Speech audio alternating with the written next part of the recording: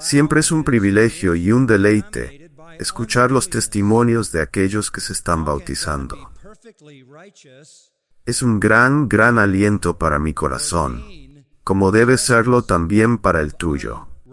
Cuando todo se ha dicho y hecho en términos del ministerio de la palabra de Dios, lo más importante que hacemos es predicar el Evangelio de Jesucristo. Lo más importante que hacemos es decirle a la gente que hay un cielo y un infierno, y que pasarás la eternidad en el cielo o en el infierno. Y luego decirle a la gente que hay un camino hacia el cielo, garantizado, absolutamente seguro y definitivo. Por lo tanto, hay un camino para evitar el infierno. Y dado que el cielo y el infierno son para siempre, este es el mensaje más importante que alguien puede dar o escuchar. Todo ser humano vive para siempre. Todo ser humano es eterno. Después de esta vida, viviremos para siempre. Viviremos conscientemente, personalmente, con inteligencia. Viviremos plenamente conscientes de cada detalle de nuestra existencia. Experimentaremos cada momento de nuestra existencia eterna en un sentido que nunca hemos experimentado en ningún momento en esta vida.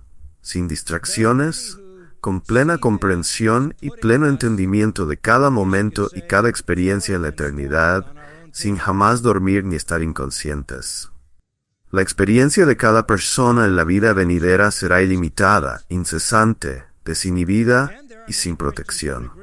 En nuestra forma final, tendremos mentes y cuerpos plenamente funcionales. Sentiremos, pensaremos y nos emocionaremos a un nivel que supera con creces el momento más emocionante de la vida aquí. Estaremos plenamente conscientes de cada detalle en la experiencia eterna del cielo o del infierno. La descripción bíblica del infierno deja esto claro. Se describe como un lugar de una conciencia acusadora implacable, culpa sin alivio, remordimiento, tristeza, pesar, aislamiento, agonía, sufrimiento, castigo de parte de Dios descrito como fuego, oscuridad, donde hay crujir de dientes y llanto y lamento por siempre. Por otro lado, la descripción bíblica del cielo es asombrosamente atractiva. Gozo inacabable, ilimitado, felicidad, satisfacción, sin dolor, sin tristeza, sin sufrimiento, sin pérdida, sin remordimiento, pura alegría para siempre. Debe ser obvio que el cielo es el lugar donde estar, y el infierno es el lugar donde no estar. La elección más importante que una persona puede hacer es la elección del cielo, y es una elección desafiante. Tristemente, hay muchas personas que piensan que han tomado esa decisión, pero no lo han hecho.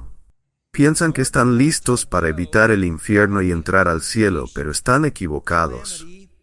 Abre tu Biblia en Mateo capítulo 7 y escucha las palabras de nuestro Señor Jesucristo, quien por cierto es Señor del cielo y Señor sobre el infierno.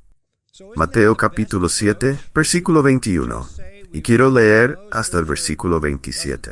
Mateo capítulo 7, versículo 21. No todo el que me dice, Señor, Señor, entrará en el reino de los cielos, sino el que hace la voluntad de mi Padre que está en los cielos. Muchos me dirán en aquel día, Señor, Señor, ¿no profetizamos en tu nombre, y en tu nombre echamos fuera demonios, y en tu nombre hicimos muchos milagros? Y entonces les declararé, nunca os conocí, apartaos de mí, hacedores de maldad. Por tanto, cualquiera que oye estas palabras mías y las pone en práctica será semejante a un hombre prudente que edificó su casa sobre la roca. Y descendió la lluvia, vinieron los ríos, soplaron los vientos y azotaron aquella casa, pero no cayó porque estaba fundada sobre la roca. Y cualquiera que oye estas palabras mías y no las pone en práctica será semejante a un hombre insensato que edificó su casa sobre la arena. Y descendió la lluvia, vinieron los ríos, soplaron los vientos y azotaron aquella casa, y cayó, y grande fue su ruina. Seguramente no hay palabras más serias para que las escuchen las personas religiosas que estas. No hay palabras más serias para las personas que profesan ser cristianas que estas, porque nuestro Señor dice que no habrá pocos, sino muchos, que estarán equivocados sobre su destino futuro. En este pasaje, él señala para nuestra consideración la insensatez de las palabras vacías y luego la tragedia de los corazones vacíos. Palabras vacías que provienen de corazones vacíos. No creo que haya un texto más sobrio en las Escrituras que este. Puedo entender que haya personas que rechazan la religión, rechazan el cristianismo, no quieren nada que ver con Jesucristo, nada que ver con el Evangelio de Cristo, nada que ver con la Biblia, la palabra de Dios, y se dirigen al infierno. Pero es algo mucho más serio, asombroso y chocante darse cuenta de que hay muchos que dirán, Señor, Señor a Jesucristo. Hay una confesión abierta de algún tipo de apego a Él que ha llegado tan lejos que incluso han actuado en su nombre, solo para escuchar que no entrarán en absoluto al cielo. El destino final de una persona entonces no está determinado por lo que dice, sino por lo que hace. No se trata de la profesión, se trata de la obediencia. Ahora bien, esto no significa que la profesión verbal de Cristo sea mala. No es mala, es buena. No solo es buena, es necesaria. Si quieres ser salvo, debes confesar a Jesús como Señor, Romanos 10, 9, 10, y creer en tu corazón que Dios lo levantó de entre los muertos, porque con la boca se confiesa para salvación y con el corazón se cree. La confesión es buena. La confesión no solo es buena, es necesaria. También es obra del Espíritu Santo, porque en 1 Corintios 2:3 leemos que nadie puede hacer esta confesión. Nadie puede hacer esta profesión aparte del Espíritu Santo. Entonces, confesar a Jesús como Señor es necesario. También es obra del Espíritu traer una verdadera profesión de Cristo. Pero no puede estar sola, no puede ser solo la profesión. Veamos el versículo 21. No todo el que me dice Señor, esa palabra operativa aquí es dice. Puedes subrayarla y captarás el sentido de lo que nuestro Señor está diciendo. No todo el que me dice Señor, Señor. Ahora bien, no hay nada en esa confesión que sea incorrecto de ninguna manera. Es correcto decir Señor. Y decirlo 2 veces afirma un cierto nivel de devoción. Señor, eso es respetuoso. Señor, Señor, eso es ortodoxo, es fundamental, es ciertamente verdadero. Así que aquí tenemos algo que es correcto, que es verdadero, que hasta cierto punto es celoso y apasionado, mostrando cierta fuerza de devoción. Señor, Señor. Y si agregas a eso que esta persona está convencida de que en tu nombre hemos profetizado, en tu nombre hemos echado fuera demonios, y en tu nombre hemos hecho muchos milagros, aquí tenemos una vida dedicada a los propósitos conectados al nombre de Cristo. Esta no es una persona marginal. Este no es alguien en el borde. 3 veces en el versículo 22 aparece en tu nombre. Es enfático. Hay devoción aquí. Hay una confesión abierta que tiene pasión y celo, y que está respaldada por una vida dedicada al ministerio asociado con el nombre de Jesucristo. Incluso las actividades mismas son significativas. Profetizar no significa predecir el futuro, sino hablar o proclamar. Han enseñado, hablado y proclamado en el nombre de Cristo. Han participado en conflictos espirituales, afirman haber ejercido poder sobre los demonios en ese nombre e incluso haber realizado milagros. Esta es una vida que básicamente podría definirse como la vida de un ministro, la vida de un misionero, la vida de un predicador o un maestro del Evangelio, o incluso la vida de un apóstol que era capaz de realizar prodigios y tener poder sobre Satanás. Entonces, no estamos hablando de una persona superficial o marginal que dice Señor, Señor. Qué impactante es entonces escuchar en el versículo 22 que muchos dirán eso. Y luego en el versículo 23, en respuesta a su confesión, el Señor hace su propia confesión. Entonces les declararé, nunca os conocí. Ellos pueden reclamarlo a Él, pero Él no los reclama a ellos. ¿Por qué? Porque la salvación no llega a aquellos que solo la profesan, que solo hablan de ella. No son los que dicen los que son salvos, sino los que hacen. Si miras un poco más de cerca el versículo 23, puedes ver que esas personas no son conocidas por el Señor porque son hacedores de iniquidad. Apartaos de mí, hacedores de maldad. Literalmente en el griego, ustedes que continuamente practican la iniquidad.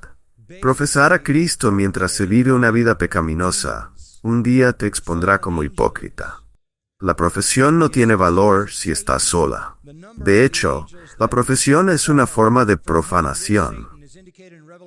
Siempre he sentido que está bastante claro en el Antiguo Testamento que no debemos tomar el nombre del Señor en vano. Sé que cuando era niño, fui criado de tal manera que nunca, ni por un momento, se me pasara por la mente tomar el nombre del Señor en vano de ninguna manera. Mis padres me educaron sobre lo que ellos llamaban juramentos disimulados, donde se pretende tomar el nombre del Señor en vano, pero se sustituye por otra palabra. Eso también es incorrecto y una violación de ese mandamiento. Fui criado para evitar todo tipo de profanación y he criado a mis propios hijos de la misma manera. Y creo que es correcto obedecer ese mandamiento de no tomar el nombre del Señor en vano. Pero les sugeriría que hay una profanación mucho mayor que usar de vez en cuando el nombre de Dios. Una profanación mayor es usar todo el tiempo el nombre de Dios y no tener ningún compromiso real con Él. Ahora tienes una vida que es un acto total de profanación. La blasfemia en el santuario es mucho más terrible que la blasfemia en la calle.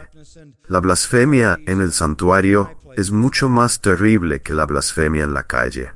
Tomar el nombre del Señor en vano, reclamar pertenecer al Señor, reclamar representar al Señor, reclamar hablar en nombre del Señor, reclamar hacer ministerio para el Señor, mientras se tiene una vida completamente separada de Él, viviendo una vida malvada, pecaminosa y egoísta, es una forma de profanación que excede todas las demás profanaciones.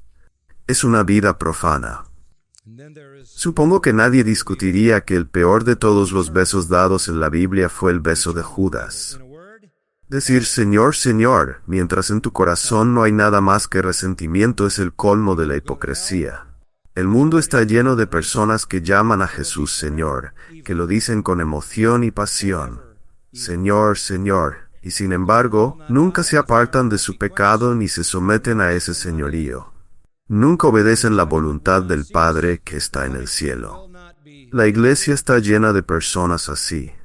Por eso se nos dice en las Escrituras, en 2 Corintios 13:5, examinaos a vosotros mismos para ver si estáis en la fe.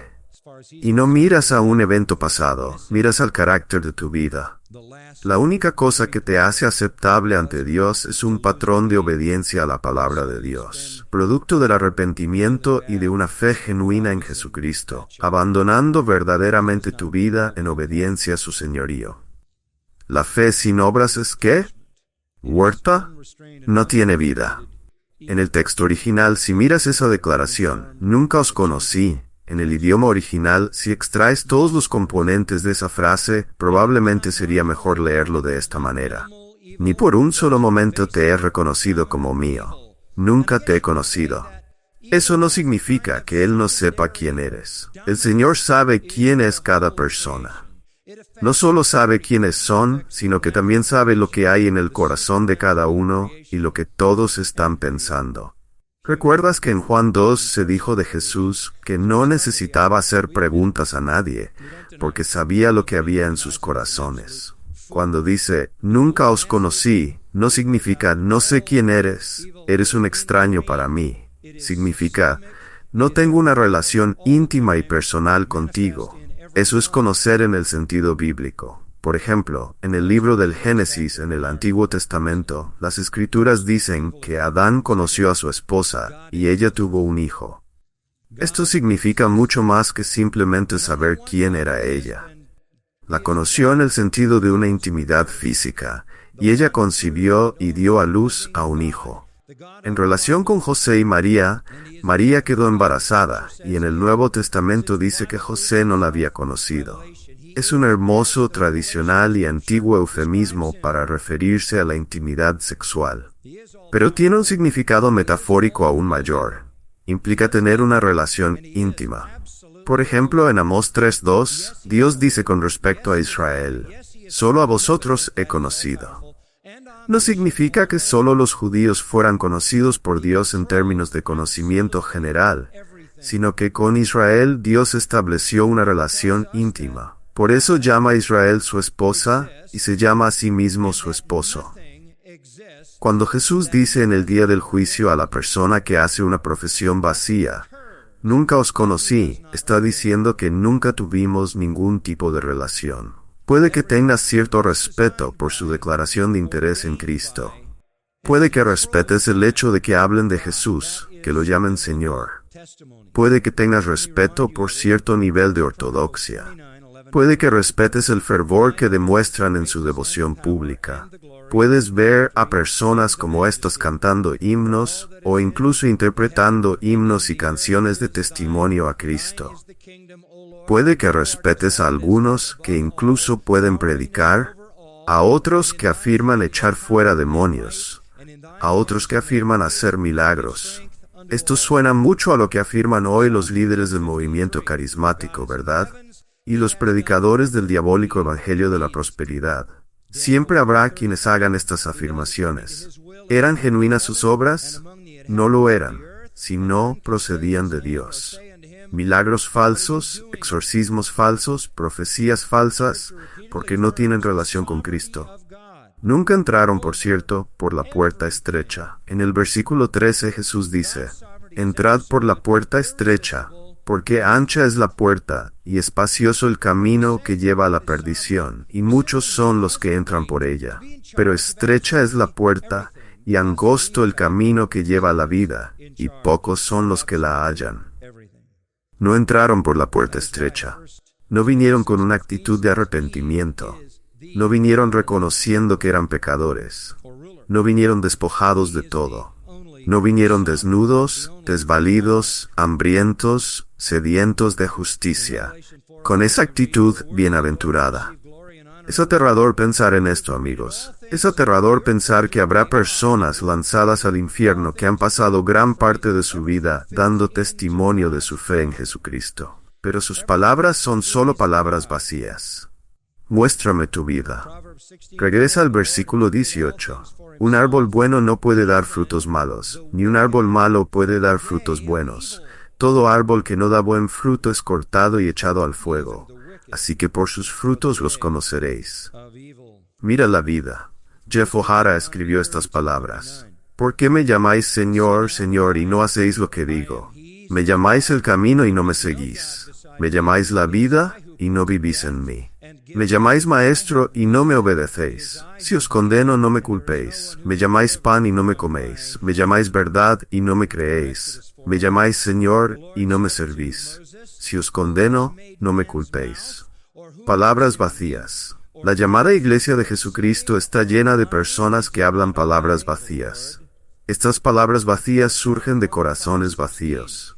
Nota el versículo 24. Esta ilustración demuestra la verdadera condición del corazón que está debajo de las palabras vacías y del corazón que está debajo de la verdadera profesión. Por tanto, cualquiera que oye estas palabras mías y las pone en práctica, será semejante a un hombre prudente que edificó su casa sobre la roca.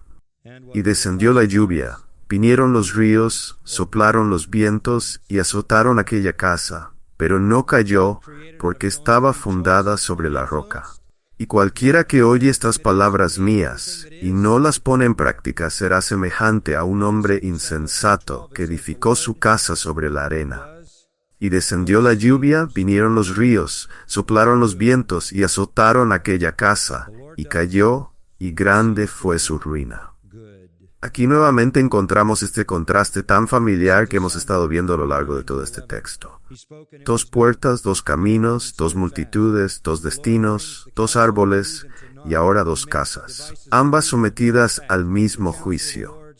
El contraste aquí no es entre personas que escuchan la palabra de Dios y personas que no la han escuchado, sino entre personas que escuchan la palabra de Dios y la ponen en práctica, y personas que escuchan la palabra de Dios y no la ponen en práctica, o aquellos que están expuestos a la verdad y obedecen, y aquellos que están expuestos a la verdad pero no obedecen.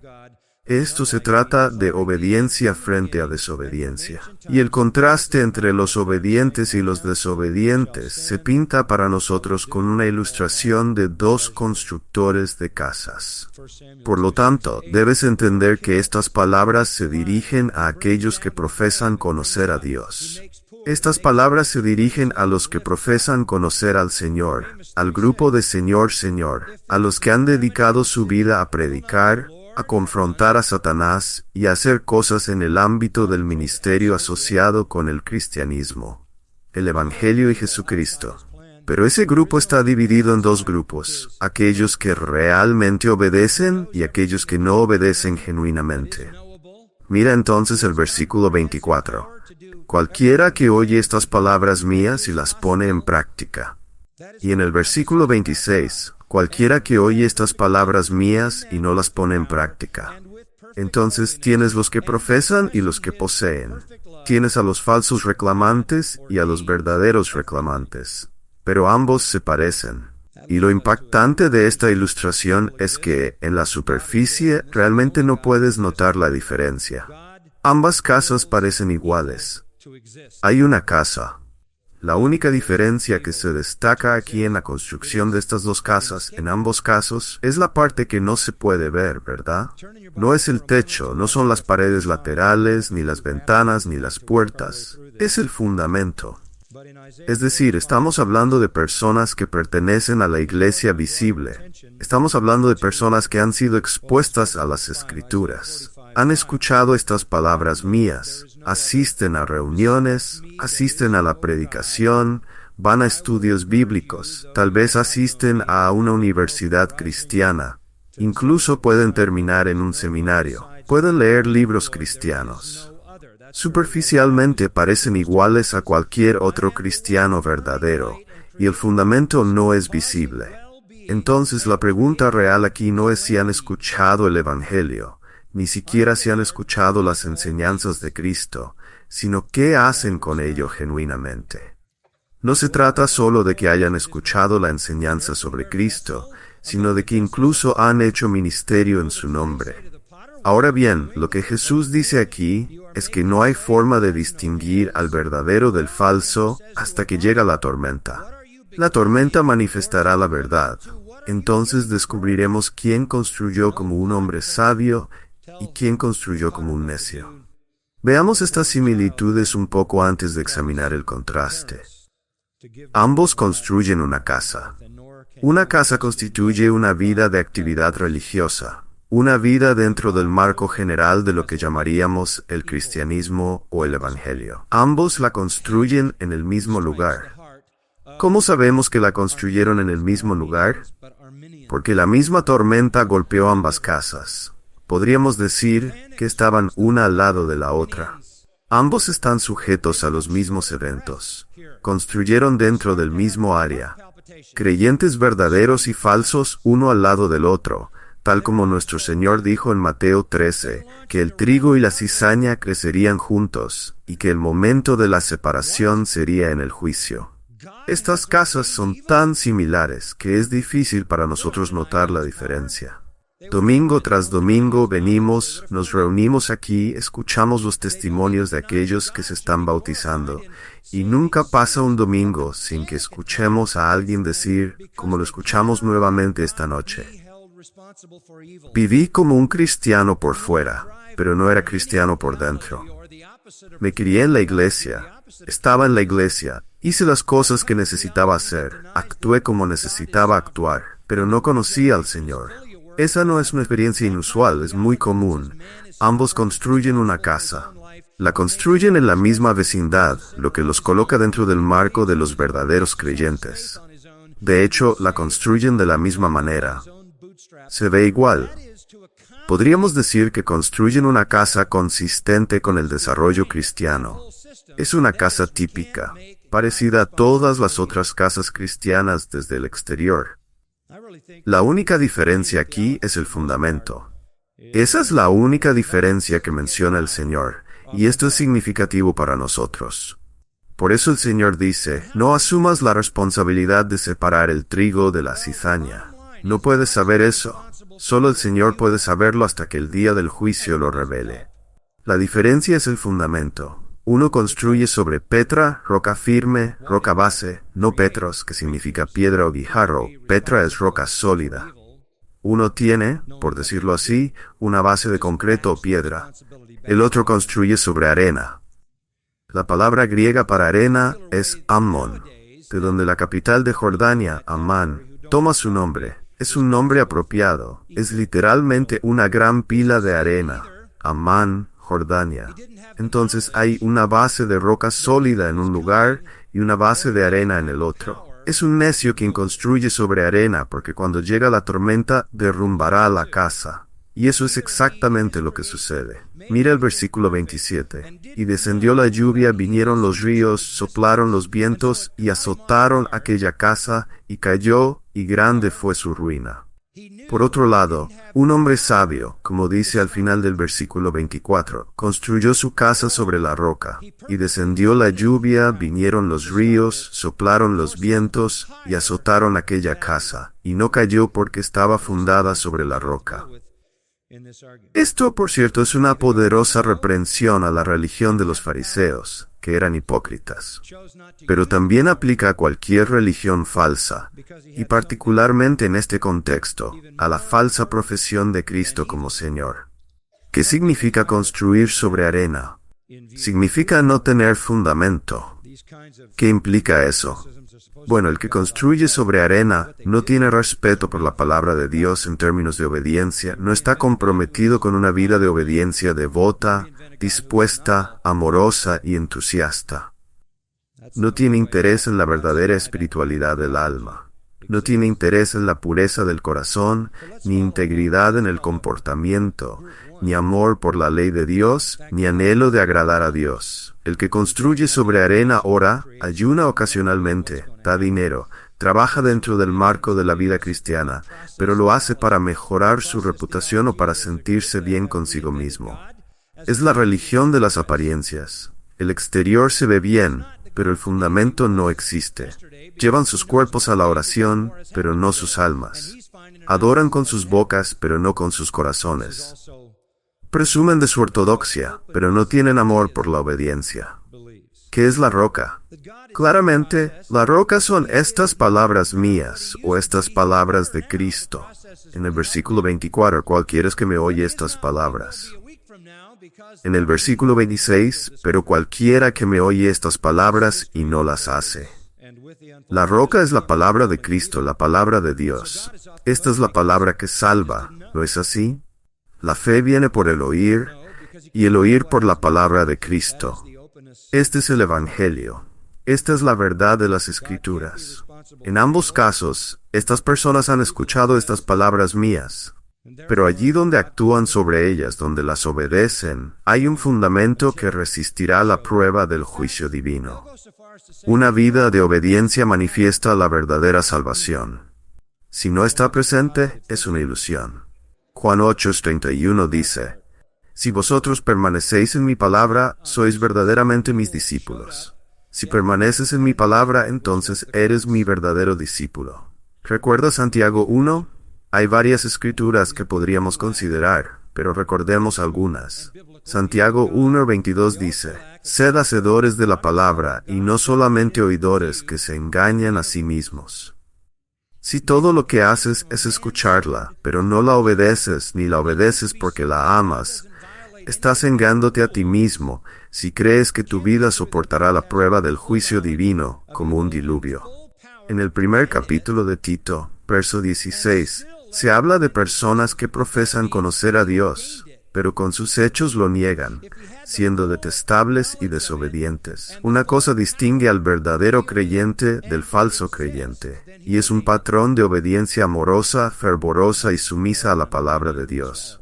La obediencia es la clave, escuchar la palabra y ponerla en práctica. Esa es la única validación auténtica y genuina de la verdadera salvación. Si dices Señor, Señor, Kurios, Kurios, Maestro, Maestro, entonces inmediatamente deberías decir, soy tu esclavo. Si Él es Kurios, tú eres doulos. Si Él es Señor y Maestro, te sometes. Y si dices Señor, Señor con celo y devoción, pero no te sometes, eso es una blasfemia por encima de todas las blasfemias. La blasfemia del santuario que toma su nombre en vano. Francamente, sería mejor que usaras el nombre de Jesucristo o de Dios ocasionalmente como una mala palabra, que vivir una vida hipócrita constante que blasfema su nombre de principio a fin. No estamos hablando de perfección aquí, estamos hablando de dirección.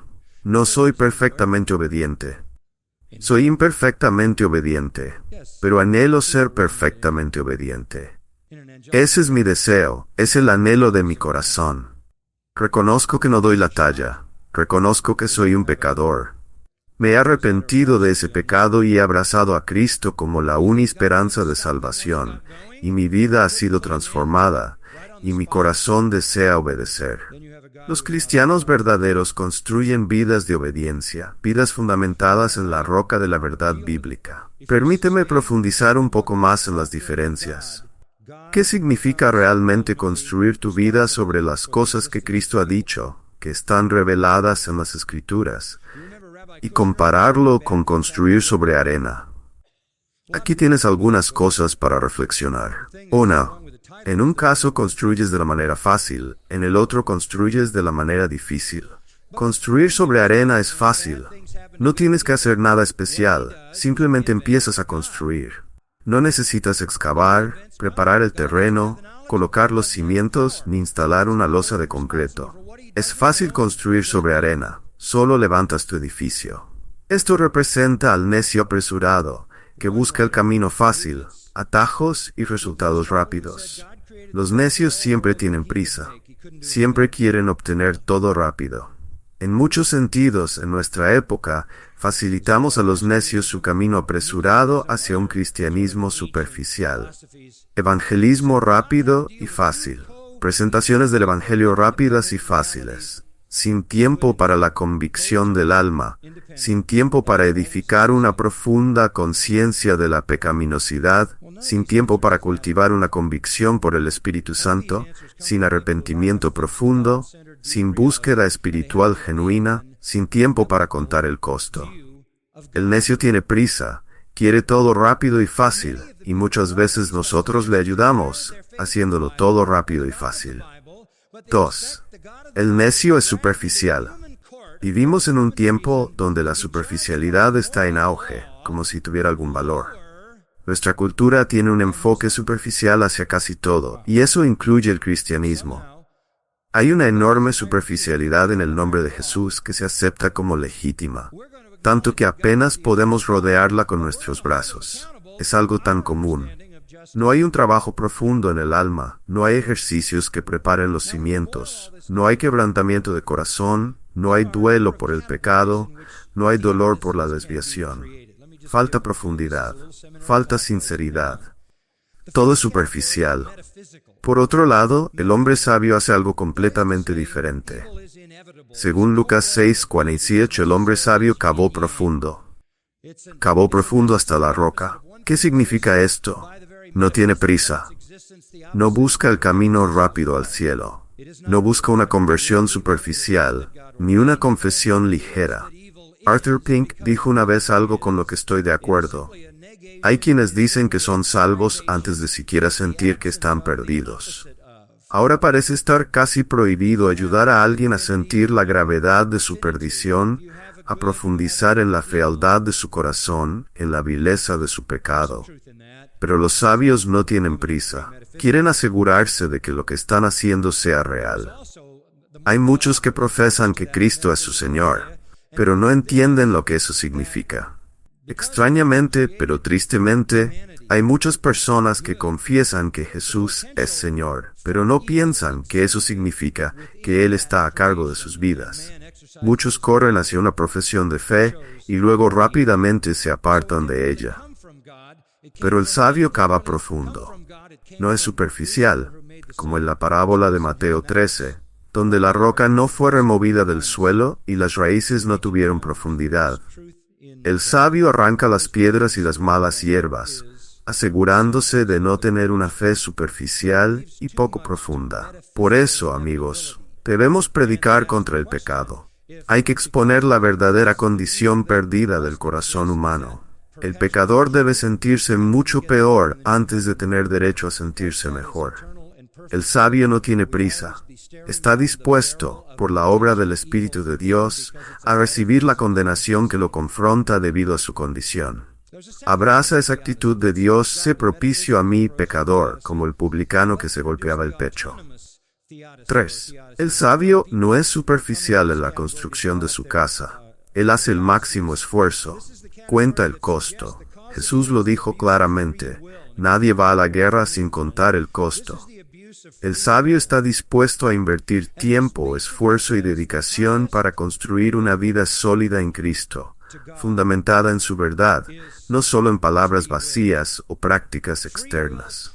¿Recuerdas que Jesús dijo que no se construye una torre sin contar el costo? Entender lo que el Señor está pidiendo es clave. Él está pidiendo tu vida, toda tu vida. Niéguese a sí mismo, tome su cruz y sígame. Si esto te cuesta tu familia, entonces deja que te cueste tu familia. Tu padre, tu madre, tu esposa, tu esposo, tu hermana, tu hermano, tus amigos. Si significa que tienes que ser perseguido, incluso hasta una cruz, que así sea. Pero debes negarte a ti mismo y a todas las demás cosas, y seguirlo. Este tipo de persona quiere hacerlo bien. Cuenta el costo, aprende el camino correcto y se somete voluntariamente. Está vacío de justicia propia. Está vacío de autosuficiencia. Cava profundamente. Reconoce que no tiene nada que ofrecer que sea digno. Está abrumado por su pecado. Hace el máximo esfuerzo en la fuerza del Señor para colocar la palabra en su corazón. Su interés es genuinamente someterse a Cristo y amar a Cristo. Anhela conocer la palabra para obedecer la palabra. No quiere conocerla para impresionar a los ignorantes, sino para dirigir su propia alma hacia una vida de obediencia. En esta persona no hay nada superficial. Sin embargo, hoy en día, hay tantas personas en el cristianismo que buscan un camino rápido y fácil. Quieren los beneficios de una relación con Dios sin tener la relación. Quieren los beneficios de la salvación sin tener la salvación. Quieren los beneficios del arrepentimiento sin tener el arrepentimiento. Quieren el perdón sin arrepentimiento. Quieren la salvación sin sumisión.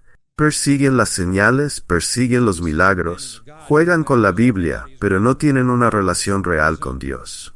Y así, nuestro Señor dice, así es como construyen las personas, y la verdad no será revelada hasta que llegue la tormenta. ¿Qué es la tormenta? Es el día del juicio. Descendió la lluvia, dice el versículo 25, y vinieron los ríos, y soplaron los vientos, y golpearon aquella casa. Lo mismo se describe exactamente en el versículo 27. La primera casa no cayó porque estaba fundada sobre la roca. La segunda casa cayó y grande fue su ruina. Esto es juicio divino. Este es el juicio final. Llegará el día del juicio cuando las personas dirán, Señor, Señor, somos nosotros. A lo que él confesará, homologeó, apartaos de mí, nunca os conocí, los que practicáis la iniquidad. Escucha, puede que respetes a Cristo. Puede que tengas opiniones ortodoxas sobre Cristo. Puede que te consideres fervoroso y celoso. Puede que seas activo en algún nivel de devoción a la iglesia.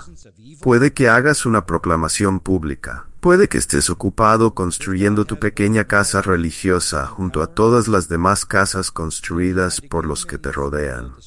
Y puede que estés engañado, solo para que tu casa sea destruida en 1.000.000 de pedazos en el juicio.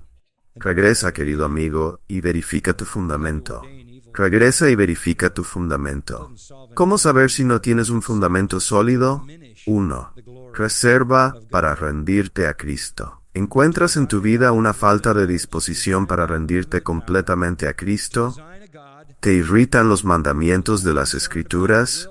¿Te molesta que Cristo sea restrictivo? ¿Te incomoda que la Biblia sea restrictiva?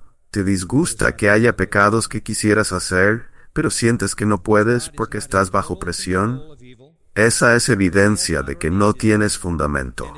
2. Actividades religiosas externas sin la motivación correcta. ¿Vas a la iglesia porque tus padres esperan que lo hagas? ¿Tus amigos esperan que lo hagas? ¿Estás tratando de causar una buena impresión en alguien? ¿Estás tratando de ganarte tu entrada al cielo? Eso es una motivación equivocada. A menos que hagas lo que haces por amor a Cristo y un deseo de glorificarlo, es posible que no tengas fundamento. 3. Autosuficiencia o justicia propia. ¿Hay algo en ti que piense que puedes ganarte el cielo? Incluso si es solo un pequeño componente, incluso si crees en la cruz y la resurrección, si hay algo en ti que piensa que puede contribuir a tu salvación, no tienes fundamento. 4. Amor por el mundo. Como Juan 2:15 dice, si alguno ama al mundo, el amor del Padre no está en él. Si no puedes desprenderte del mundo malvado que te rodea, si estás caracterizado por el orgullo, si haces lo que haces para tu propia gloria, si amas el placer más que el negarte a ti mismo por la gloria de Dios, cualquiera de estas señales podría indicar que debajo de tu casa religiosa hay arena. Y eso, lamento decirlo, es cierto para la mayoría de los que profesan ser cristianos, porque muchos dirán, Señor, Señor, pero pocos entrarán por la puerta estrecha. Examina tu corazón y hazlo cuidadosamente. Oración final. Padre nuestro, llegamos esta noche al final de este mensaje que escudriña el alma, una verdadera invitación por un lado y una severa advertencia por el otro. Te damos gracias, Señor, por confrontar las palabras vacías y los corazones vacíos, aquellos que profesan estar en el reino, pero no lo están. Señor, rescata a los que son culpables de ser oidores y no hacedores. Oramos, Señor, por aquellos que puedan estar escuchando este mensaje, que han estado construyendo una casa muy elaborada y que ahora descubren que no tienen fundamento y que serán arrastrados al infierno cuando llegue el juicio. Que esta sea la hora de su verdadera salvación. Que caven profundo. Que enfrenten su pecaminosidad, su impotencia, su desesperanza, su pobreza espiritual y bancarrota. Que reconozcan su condición desesperada. Que vean toda la gloria de la cruz en su magnificencia. Y que verdaderamente se arrepientan, confesando a Jesús como Señor y a sí mismos como sus esclavos, dispuestos, ansiosos y gozosos en su compromiso con la obediencia. Y pedimos que hagas esto para tu gloria. En el nombre de Cristo. Amén.